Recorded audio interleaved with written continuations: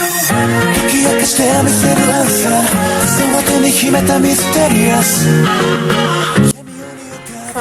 warahmatullahi wabarakatuh.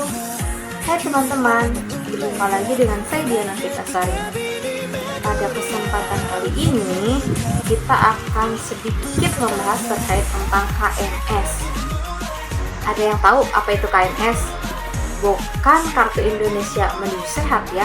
Soalnya saat saya coba searching di Google, ternyata KMS itu yang muncul kata pertama itu Kartu Menuju Sehat. Tapi bukan itu yang akan kita bahas. Yang akan kita bahas terkait dengan KMS kali ini adalah Knowledge Management System. Mari kita bahas sedikit terkait dengan KMS. KMS atau disebut juga dengan Knowledge Management System dalam dunia teknik ya. Di sini KMS atau Knowledge Management System dalam bahasa Indonesia disebut juga dengan Sistem Manajemen Pengetahuan. Apa sih Sistem Manajemen Pengetahuan ini ya? Kita intip sedikit. Di sini Knowledge Management System atau Sistem Manajemen Pengetahuan dikutip dari website Kementerian Keuangan bahwa KMS adalah salah satu jenis sistem TI atau teknik informatika yang menyiapkan dan mengambil pengetahuan untuk meningkatkan pemahaman dan kolaborasi penyelarasan proses.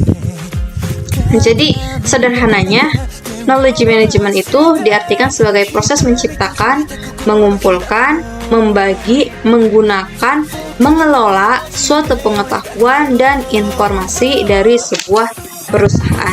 Gimana? Bisa dimengerti, teman-teman? Lanjut ya. Di sini menurut BAK tahun 2000 mengatakan bahwa ada 3 komponen utama yang dapat menghasilkan suatu pembelajaran di organisasi. 3 komponen utama ini sering juga disebut sebagai 3 faktor utama dalam knowledge management. Antara lain, yang pertama adanya people. Yang pertama adalah people atau adanya orang yang memiliki knowledge atau pengetahuan mengelola sistem dan proses dan berkomitmen terhadap proses strategic knowledge untuk keseluruhan organisasi. Sehingga aktivitas berbagi membuat penyebaran pengetahuan bisa dibangun. Selanjutnya, faktor yang kedua adalah proses, yang merupakan pengaturan penyelarasan dari strategi, prinsip, proses praktik untuk memastikan KMS berjalan dengan baik. Selanjutnya yang ketiga, faktor yang ketiga adalah teknologi. Teknologi berperan sebagai peran pendukung untuk mendorong people atau orang melakukan tugasnya terkait dengan KMS. Kita ambil contoh KMS di PT CI. Di sini ada beberapa contoh KMS di PT CI. Yang pertama, adanya penggunaan accurate manufaktur. Kenapa accurate manufaktur dimasukkan ke dalam KMS? Karena di sini ada sistem terkait dengan sharing ya, sharing informasi. Pengelolaan data juga ada. Di sini di dalam accurate manufaktur itu terdapat data-data dari mulai pembelian atau cost, terus ada juga data terkait dengan barang itu diproses dari mulai bahan baku hingga menjadi bahan jadi. Terus ada juga data terkait dengan penjualan, data kirim dan lain sebagainya. Selanjutnya, contoh yang kedua ada website terkait dengan work order. Di sini website work order itu berisi terkait dengan permintaan-permintaan. Misalkan dari suatu departemen ada kerusakan komputer misalkan. Departemen tersebut, departemen si A ini bisa mengajukan work order di suatu website ke departemen MIS, bagian yang memperbaiki terkait dengan kerusakan komputer itu ya. Terus misalkan si departemen B membutuhkan perbaikan perbaikan kursi misalkan. Nah, si departemen B juga bisa membuat work order ke bagian departemen engineering misalkan. Nah, si departemen A, B, C dan D atau apapun itu semuanya itu bisa berkomunikasi melalui work order ini. Bisa saling sharing informasi yang dibutuhkan menggunakan work order ini atau kebutuhan. Jadi singkatnya itu work order ini yang mengakomodasi atau yang menjembatani antara si pengguna dengan si penyuplai gitu ya, seperti itu. Terus ada juga folder sharing. Folder sharing di sini contohnya itu folder sharing itu suatu folder yang biasanya bentuk folder atau file gitu yang disaring atau bisa akses oleh semua departemen. Misalkan dari QAS bisa mengakses form dari HR gitu. Dari HR bisa mengakses form punya R&D, seperti itu ya, folder sharing. Jadi foldernya yang bisa diakses oleh semua orang, bisa diambil tapi kita tidak bisa mengedit. Selanjutnya ada aplikasi cuti, diganti menjadi gaji ID. Ini merupakan aplikasi yang digunakan HR. Jadi awalnya itu aplikasi berbentuk e-cuti, tapi hanya mengakomodir terkait dengan cuti karena ada beberapa kebutuhan lainnya sehingga di improve menjadi aplikasi gaji ID. Selanjutnya contoh yang kelima ada company profile. Company profile itu sebuah website yang terdiri dari informasi-informasi terkait dengan barang yang dibuat, biasanya digunakan oleh sales ya, terkait dengan informasi barang yang dibuat, jenis-jenis barang yang dijual, terus deskripsi perusahaan, terus ada juga terkait dengan aktivitas yang terjadi di perusahaan tersebut, ada jenjang karir dan lain sebagainya. Dan contoh yang keenam dan lain sebagainya. Kita lanjut ke slide selanjutnya. Di sini saya akan mengupas sedikit terkait KMS di PTCI terkait dengan penggunaan gaji ID oleh HR ya.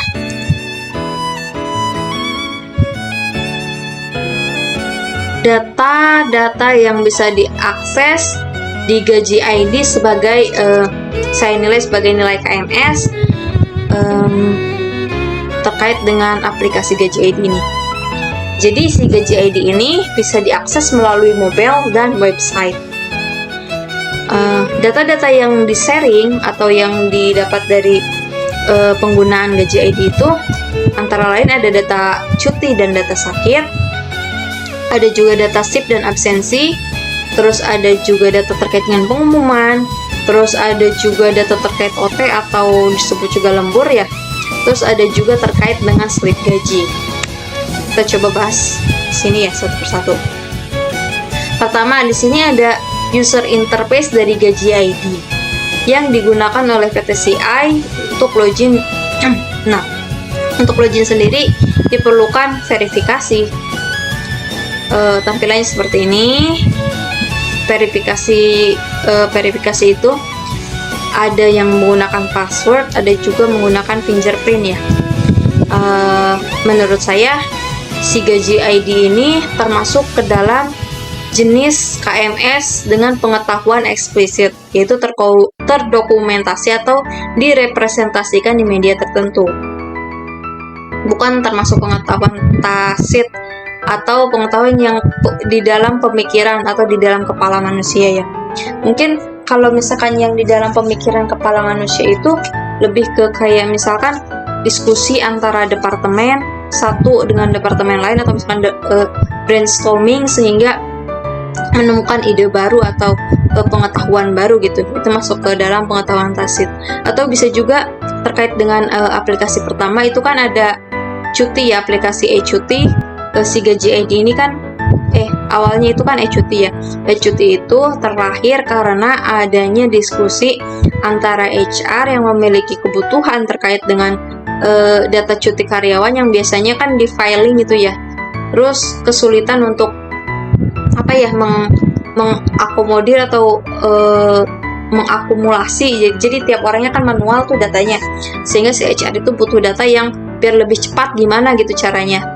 Sehingga dia berdiskusi dengan bagian tim MIS untuk dibuatkan aplikasi terkait dengan pengajuan cuti itu, sehingga laporannya bisa lebih cepat diproses gitu ya, sehingga terciptalah e-cuti. Nah, e-cuti inilah yang termasuk dalam pengetahuan tacit itu ya, berdasarkan dari diskusi antara si HR dan si MIS gitu.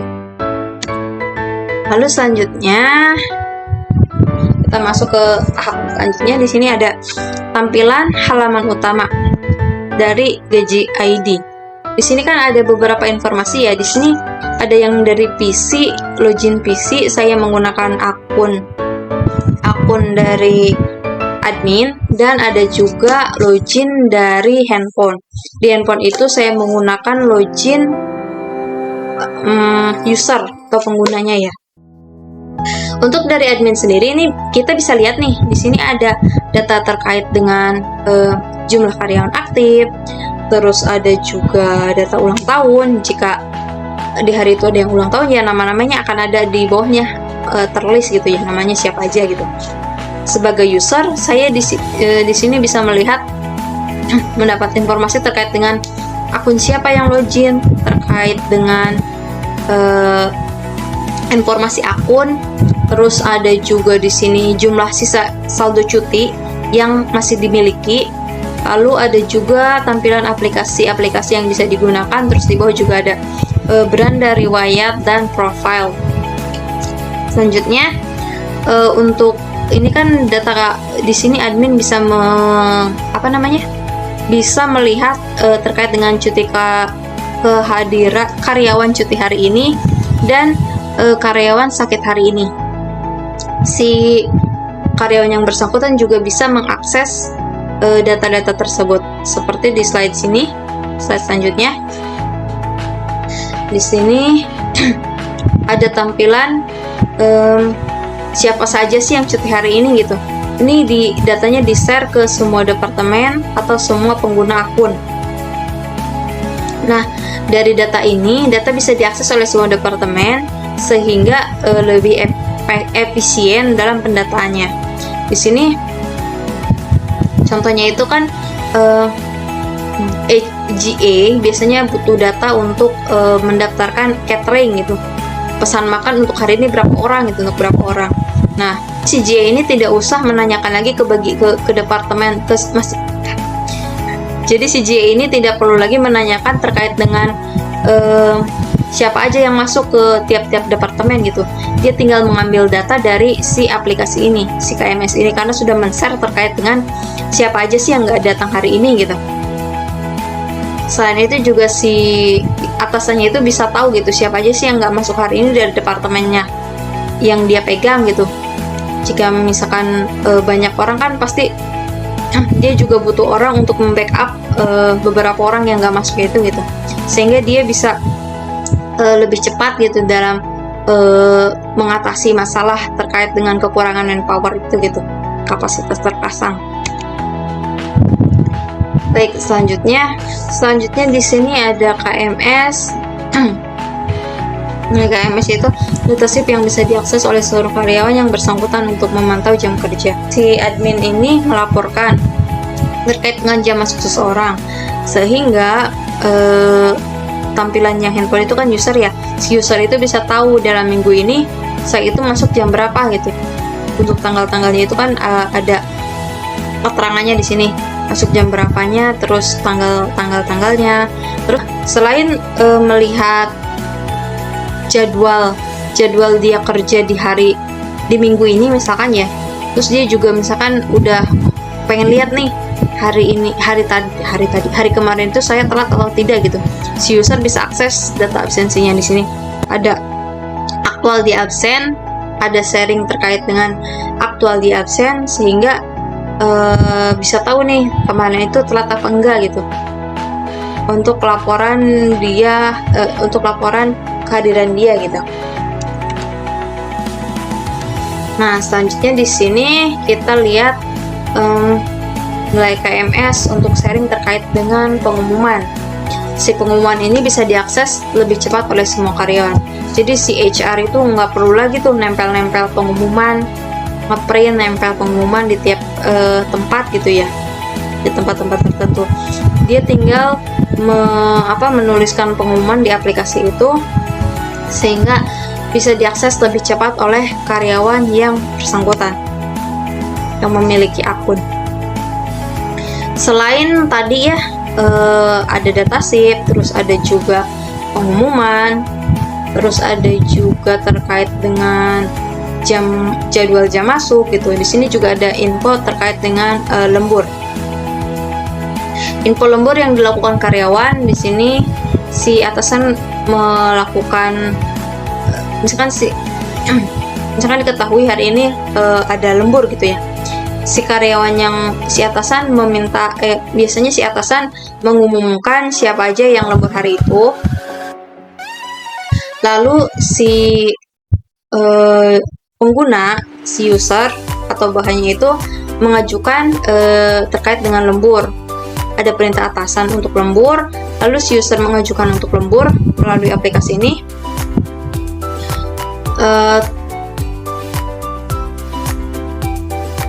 Terus si atasan itu bisa approve nih di sini, bisa approve atau menolak. Si karyawan bisa melihat datanya dari riwayat lembur ini. Jadi di data riwayat lembur ini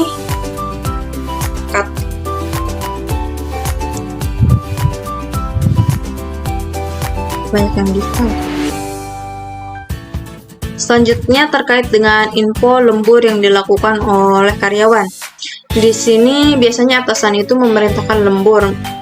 Misalkan hari ini ternyata berdasarkan schedule atau rencana dari Departemen BPIC ada lembur 2 jam misalkan. Nah, si atasan itu menyuruh bawahannya, membernya untuk lembur, misalkan si A, si B, si C. Nah, si A, si B, si C itu wajib mengisi form pengajuan lembur ini. Nah, si form ini nanti akan di-approve setelah mengajukan lemburan ini, akan muncul notifikasi di atasan apakah dia akan menolak atau menerima terkait dengan lemburan si membernya ini. Kalau misalkan jadi lembur berarti kan diterima nih, atau misalkan ternyata nggak jadi lemburnya berarti kan ditolak. Nah, semua itu terangkum dalam riwayat lembur ini. Si pengguna bisa melihat di riwayat lembur ini apakah lemburnya di-approve atau tidak gitu. Selanjutnya ada terkait dengan slip gaji ya. Slip gaji yang bisa diakses oleh semua karyawan, sehingga si HR itu kan waktunya lebih efisien ya, karena dia tidak usah mengeprint, tidak usah print maupun membagikan kertas ke tiap-tiap karyawan gitu ya, karena sudah terwakilkan dengan adanya aplikasi ini, tinggal unduh, sehingga karyawan lebih mudah, lebih cepat dalam mengakses terkait dengan slip gaji, dan pekerjaan produktivitas untuk HR juga meningkat gitu ya. Nah, selanjutnya di sini ada beberapa fungsi KMS dari contoh-contoh contoh-contoh yang saya sebutkan tadi. Di sini fungsi KMS itu ada 5. Yang pertama intermediation, yang kedua externalization, yang ketiga internalization, yang keempat cognition, yang kelima measurement. Di sini menurut saya terkait dengan intermediation, yaitu transfer pengetahuan berjalan lebih efisien. Contohnya tadi ya, datanya itu kan bisa diakses oleh semua karyawan, jadi tidak perlu menanyakan ke antar antar departemen gitu, lebih efisien. Selanjutnya, externalization itu menyediakan sharing pengetahuan. Contohnya itu adanya fitur notifikasi terkait sejauh mana sih cuti kita atau lembur kita di approve atau tidak gitu ya. Di approve udah sampai mana misalkan seperti itu. Terus ada juga pengumuman. Dalam pengumuman itu kan ada terkait kayak tadi terkait dengan pengaturan peraturan terkait dengan absensi atau apapun yang sifatnya pengumuman ya, sifatnya harus diketahui oleh orang banyak. Terus selain itu juga kadang ada terkait dengan sosialisasi, kalau misalkan dibutuhkan sesegera mungkin, biasanya melalui aplikasi itu bisa berjalan lebih efisien sih ya. Terus yang ketiga ada internalisation, yaitu pengetahuan. Contohnya itu kita bisa melihat terkait dengan melihat riwayat, terus kita juga bisa memantau jadwal jam kerja, terus rencana jadwal jam kerja, terus kita juga bisa melihat aktual absensi kita ya per harinya gitu. Itu terkait dengan internalization, pengetahuan. Terus yang keempat ada cognition. Cognition itu penerapan pengetahuan yang telah berubah melalui 3 fungsi terdahulu. Berarti fungsi dari intermediation, externalization, internalization itu ya. Jadi di sini saya ambil contohnya adalah adanya improvement system. Jadi yang awalnya cuman sistemnya terkait dengan cuti, terus tadi ada jadwal shift, terus ada slip gaji, ada OT. Sekarang ada tambahan baru, itu improvementnya terkait dengan absensi dinas luar ya. Jadi tidak perlu ke PT kalau untuk absen jika orang tersebut dinas luar, langsung dari rumah berangkat ke tempat dia ditugaskan gitu ya. Selanjutnya ada measurement atau mengukur, memetakan, dan mengautentifikasi pengetahuan. Di sini saya ambil contohnya, banyak karyawan yang tidak masuk dalam 1 hari. Jadi kan diukur, dipetakan ya, memetakan, diukur, dipetakan. Jadi kita itu atau karyawan pengguna itu bisa melihat di tanggal 19 itu, misalkan di tanggal 19 Oktober ini siapa aja sih yang nggak masuk gitu ya, seperti itu. Selanjutnya untuk penutupan, di sini ada kesimpulan. Manfaat KMS tercapai berdasarkan pemaparan terkait dengan gaji IT.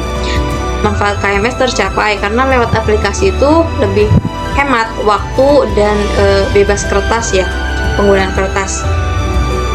Terus informasi atau pengumuman juga mudah diakses. Terus aplikasi juga bisa digunakan dalam jangka panjang, terbuka untuk improvement. Terus meningkatkan produktivitas dalam pemantauan kehadiran karyawan, dalam akses slip gaji, dalam data OT dan lain sebagainya.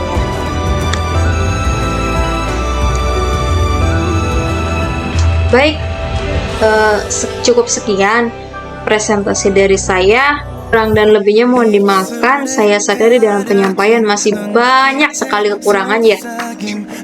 Semoga apa yang saya sampaikan dapat dipahami, dapat tepat sasaran.